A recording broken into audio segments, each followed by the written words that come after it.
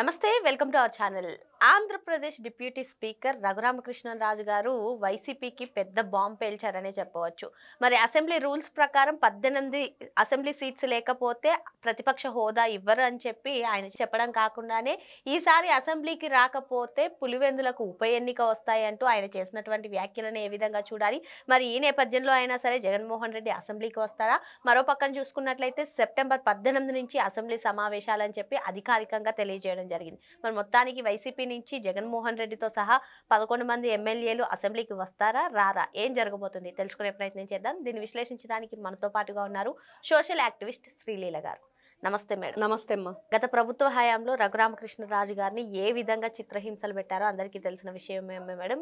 మరి కూటమి ప్రభుత్వం అధికారంలోకి వచ్చిన తర్వాత డిప్యూటీ స్పీకర్గా త్రిపుల్ గారిని ఎన్నుకున్న తర్వాత నుంచి కూడా వైసీపీ ఎప్పుడెప్పుడు అసెంబ్లీకి వస్తుందా అని చెప్పి చూసేవాళ్ళు కొందరు ఉన్నారు. మరి మొత్తానికి ఇప్పుడు త్రిపుల్ గారే స్వయంగా చెప్పారు, 18 స్థానాలు లేకపోతే ప్రతిపక్ష హోదా ఇచ్చే ప్రసక్తే లేదు. మరి మీరు రాను సభకు రాను అంటే పులివెందులకు ఉప ఎన్నిక వస్తాయి అని చెప్పి ఆయన నిన్న చెప్పడం జరిగింది. మరి ఇప్పుడు పులివెందులకే కాకుండా మిగతా 10 మంది ఎమ్మెల్యేలు రాకపోతే ఆ 10 అసెంబ్లీ స్థానాలకి ఉప ఎన్నికలు వస్తాయంటారా? మరి ఇప్పుడు త్రిపుల్ గారే స్వయంగా చెప్పడంతో జగన్మోహన్ రెడ్డి అసెంబ్లీకి వస్తారంటారా? ఏం జరగబోతుందంటారు? ఇక్కడ సభాపతి ఉపసభాపతి ఇద్దరు కూడా చాలా చమత్కారంగా మాట్లాడే వ్యక్తులు. అందులోనూ వైఎస్ఆర్సీపీ పార్టీ అధినేత జగన్మోహన్ రెడ్డి ఎప్పుడు వస్తాడా అని చెప్పేసి వాళ్ళిద్దరే కాదు, స్పీకర్ గారు డిప్యూటీ స్పీకర్ గారితో పాటుగా అందరం కూడా ఎదురు చూస్తున్నాం. ఎందుకంటే గతంలో వాళ్ళు చేసిన పనులు, రాజకీయం అంటే కూడా వాళ్ళ చేతకంతనంగా, రాజకీయాన్ని రాక్షసంగా వాళ్ళు పరిపాలన ఏ విధంగా కొనసాగించారు, గౌరవ సభని కౌరవ సభగా ఏ విధంగా మార్చారు, ఎన్నో రకాలుగా మరి అవహేళన చేస్తూ ఇష్టానుసారంగా, అంటే అక్కడ ఒక ప్రత్యేకత ఉంది. ఎప్పటి నుంచో మాకు వచ్చినప్పటి నుంచి అసెంబ్లీ సమావేశాలు అంటే అసలు రాష్ట్రంలో ఏం జరుగుతుంది, రెండు ఇటు అధికారంలో ఉన్నవాళ్ళు అధికారంలో లేని వాళ్ళు కూడా అసెంబ్లీకి హాజరయ్యి ఒకరినొకరు ఎలాగా అవన్నీ కూడా ఎక్కడ క్యారెక్టర్ అసాసినేషన్ ఉండదు, బూతులు ఉండవు, ఇంట్లో ఆ మహిళలను తిట్టడం ఉండదు, ఇంట్లో పిల్లల్ని తీసుకురావటం ఉండదు. కేవలం రాష్ట్ర ప్రజలకి ఏం జరుగుతుంది, మీరేం చేశారు అనేది వాళ్ళు క్వశ్చన్ చేస్తే, ఇదిగో మేము అధికారంలో ఉన్నామని ఇచ్చేస్తున్నాము, ఇదిగో ప్రజల కోసం ఇలా మేము ఇవన్నీ కూడా ఏర్పాట్లు కానివ్వండి, వాళ్ళ సంక్షేమ పథకాలు కానివ్వండి, క్షేమం ఇవన్నీ చేస్తున్నామని వాళ్ళు చెప్తారు. ఈవెన్ జగన్మోహన్ రెడ్డి తండ్రి అయినటువంటి వైఎస్ రాజశేఖర రెడ్డి గారు, చంద్రబాబు నాయుడు గారు అసెంబ్లీలో ఎప్పుడెప్పుడు వారించుకుంటారా చర్చించుకుంటారా అని కూడా ఎదురు చూసేవాళ్ళు. ఎందుకంటే చాలా గొప్పగా ఉండేవి వాళ్ళ మాటలు కూడా. ఎక్కడ ఎవరిని కూడా కించపరిచే విధంగా కానీ దిగజారుడు రాజకీయాలు కానీ ఎప్పుడూ చూడలేదు. ఒక్క 2019 జగన్మోహన్ రెడ్డి వైఎస్ఆర్సీపీ పార్టీ అధికారంలోకి వచ్చాకే రాజకీయాలు వీళ్ళు చీడ పురుగుల్లా తయారయ్యారు. ఎందుకంటే చాలా కామెడీగా అనిపించేది, ఒక్కోసారి చాలా సీరియస్గా నడిచేది సభ. ఒకరి మీద ఒకరు చెలోక్తులు వేసుకోవటం, చమత్కారం చేసుకోవటం, జోకులు వేసుకోవటం, అక్కడ అంతవరకే ఉండేది. మళ్ళీ బయటకు వచ్చాక ఎవరికి వాళ్లే ఎక్కడా కూడా ఒకరినొకరు ద్వేషపూరితంగా కక్షపూరిత రాజకీయాలు, అరెస్టులు చేయటమో లేకపోతే హింసించటమో, కబ్జాలు చేయటమో, ఇష్టానుసారంగా వీళ్ళు కట్టిని వాళ్ళు కూల్చేయటమో ఇలాంటివి ఎక్కడా చూడలేదు. పార్టీ రంగులు వేసుకోవటము, కార్యాలయాలని, ఆఫీసులు అయితే ఈ ప్రభుత్వ కార్యాలయాలను వాటిని తాకట్టు పెట్టడం, మద్యాన్ని కూడా చివరికి మద్యం షాపులు కూడా 25 సంవత్సరాలకు తాకట్టు పెట్టడం, ఎంత ఘోరంగా ఉందంటే అంత ఘోరంగా ఉంది. నిజంగా నిన్న డిప్యూటీ స్పీకర్ రఘురామకృష్ణరాజు గారు మాట్లాడుతుంటే, వీళ్ళు వస్తారా అంటే రారు, ఒకవేళ వచ్చారా జగన్మోహన్ రెడ్డి భయపడ్డాడు.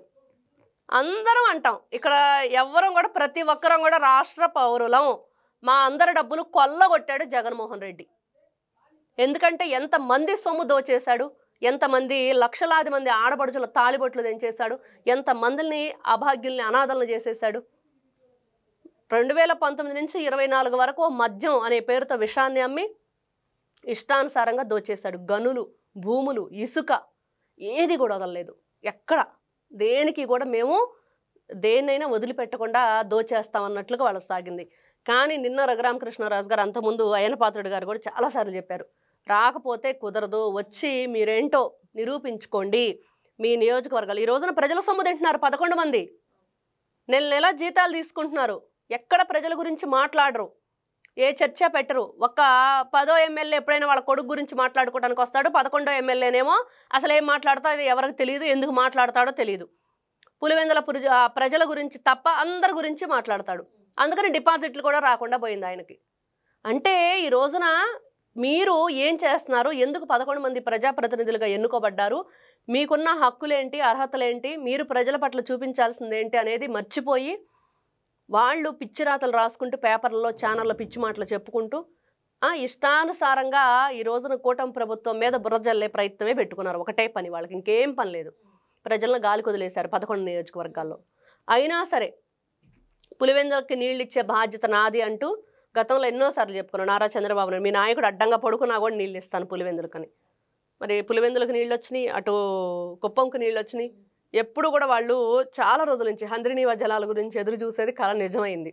కానీ ఈ రోజున నిజంగా ఈ వైఎస్ఆర్సీపీ పార్టీకి సంబంధించిన వాళ్ళు అనర్హత వేటుకు గురవుతారా, లేదు ప్రజల పట్ల మాకు బాధ్యత ఉందని చెప్పి అసెంబ్లీకి వస్తారా అని అంటే వీళ్ళు ఆలోచన విధానం. జగన్మోహన్ రెడ్డి ఇక్కడ ఆపుతున్నాడు వీళ్ళని రాకుండా.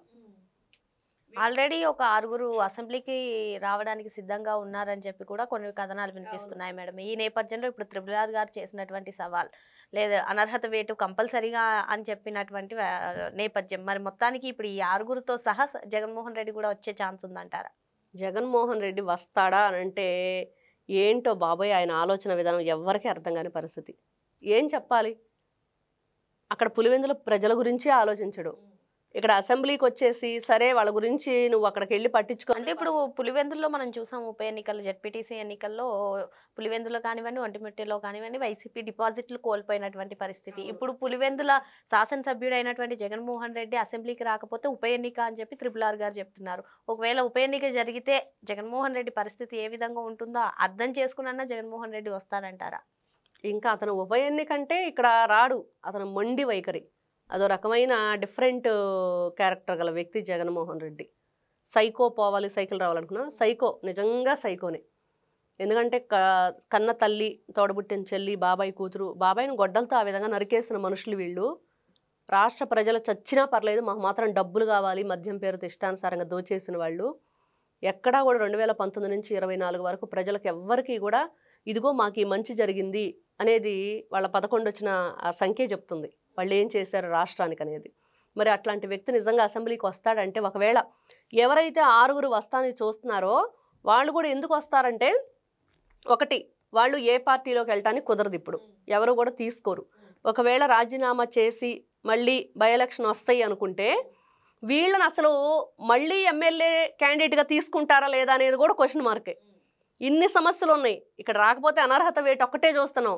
ఒకవేళ వస్తే మళ్ళీ ఎలక్షన్ వచ్చిద్ది, కానీ మళ్ళీ ఎవరు ఎమ్మెల్యే అక్కడ క్యాండిడేట్ని ఎవరు ఎంచుకుంటారు, ఇతనే వస్తాడని గ్యారంటీ ఏంటి? పోటీ చేయడానికి అర్హత ఉందా లేదా? ఈ రోజున ఏదో పోటీ చేసే అవకాశం ఉంది, వాళ్ళకి డిపాజిట్లు కూడా కోల్పోయారండి. ఈసారి అసలు పోటీ చేసే అర్హతే ఉండకుండా పోయిద్ది. అప్పుడు పెన్న మీద నుంచి పొయ్యిలో పడ్డట్టు అయితే జగన్మోహన్ రెడ్డి పరిస్థితి. మరి ఆయనే ఆలోచించుకోవాలి కొంచెం. ఈసారైనా ఆ పక్కనున్న సకల శాఖ సజ్జల లేకపోతే ఇంకెవరో ఉన్నారు కదా చాలామంది, అంబటి రాంబాబు లాంటి వాళ్ళు, సంజనా సుకన్య, ఈ గొడవ లేకుండా కాస్త, లేకపోతే ఇంకేదో రాష్ట్ర ప్రజల గురించి అన్యాయం అయిపోతుందని చెప్పేసి ఒట్టొట్టి మాటలని మాట్లాడుతున్నారు కదా, అవన్నీ వదిలేసి జగన్మోహన్ రెడ్డికి మంచి సలహా ఇచ్చి, బాబు ఎల్రా నాయన, ఎందుకు పార్టీ నాన్న నిలబెట్టుకుందాం, ఈ రోజున జెండా పట్టేవాడు కట్టేవాడు లేడు, కనీసం అసెంబ్లీకి వెళ్ళి ఓ 11 నిమిషాలన్నా ఉండిరండి, లాస్ట్ టైం అంతే కదా వచ్చారు, మరి అలా అయినా ఉండి వెళ్ళొచ్చాం అనిపించుకోండి, దొంగ సంతకాలు అయినా చేసిరండి. గతంలో కూడా దొంగ సంతకాలు చేశారు వీళ్ళు, కాబట్టి అదైనా చేసి వస్తే బాగుండు అని చెప్పి వీళ్ళు చెప్తే బాగుండు. మరి వాళ్ళ మాట కూడా వింటాడా, మరి వినడా? లేకపోతే నిన్న చూసాం ఏదో విగ్రహంతో, వాళ్ళ నాన్న విగ్రహంతో, నాన్న బాగున్నావని మాట్లాడుతున్నాడు. ఇదేంటి ఇలా అంటే, లండన్ మందులు అయిపోయినాయి అంట, రేపో మాపో లండన్ వెళ్ళబోతున్నాడు అంటని. మరి అసెంబ్లీ సమావేశాల టయానికి నాకు మందులు అయిపోయినాయి, నేను లండన్ వెళ్తున్నానని చెప్పినా కూడా ఆశ్చర్యపడినక్కర్లేదు. మరి జగన్మోహన్ రెడ్డికి ఎవరు ఎలాంటి సలహాలు ఇస్తారో, వాళ్ళ సలహాలు ఈయన పాటిస్తాడో పాటించడో చూడాలి. మరి త్రిపుల్ గారు అయితే స్పష్టం చేశారు, పులివెందులకు ఉప ఎన్నిక వస్తుంది ఒకవేళ సభకు రాకపోతే. మరి ఈ నేపథ్యంలో జగన్ది అసలు మొండి వైఖరి అని, ఆయన ఎప్పుడు ఏం చేస్తారో ఆయనకే తెలియదని చెప్పి శ్రీలీల గారు చెప్తున్నారు. మరో అంశంతో మళ్ళీ కలుద్దాం. Thank you madam. నమస్తే.